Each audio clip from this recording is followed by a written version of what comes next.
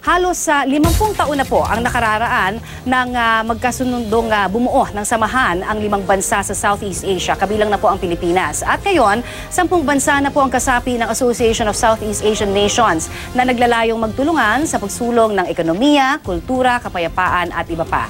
Balikan po natin ang kasaysayan ng ASEAN sa report na ito.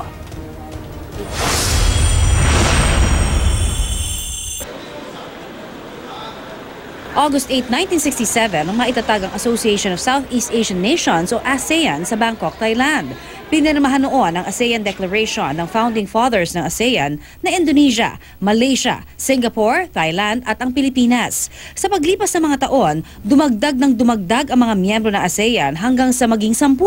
January 1984, sumali ang Brunei Darussalam. Sinundan ito ng Vietnam noong July 1995. Makalipas ang 2 taon, ang Laos at Myanmar naman ang naging miyembro. Pinakahuli ang Cambodia na sumali sa ASEAN noong April 1999. Nakasaad sa ASEAN Declaration ang mga layunin at adhikain ng ASEAN.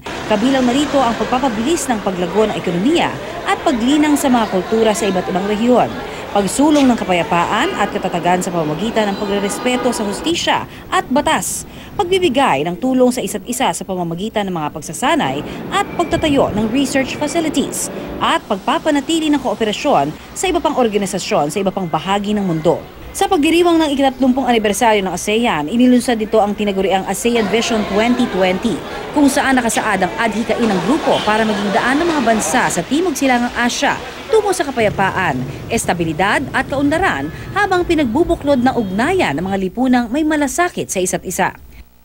Ngayong taon, ipinagdiriwang ng ASEAN ang anibersaryo ng pagkakatatag nito na nataon namang mapunta ang chairmanship sa Pilipinas. Ito na ang ika-4 na beses na sa Pilipinas idadaos ang ASEAN Summit. Sa 5 dekada ng samahan, pangunahing hamon kung paano i-humanize o gagawing makatao ang mga pulisiyang pinirmahan ng mga pinuno ng mga miyembrong bansa. Bilang ASEAN citizens, may mga karapatan at pribilehiyo ang mga natatira sa mga estadong miyembro ng ASEAN.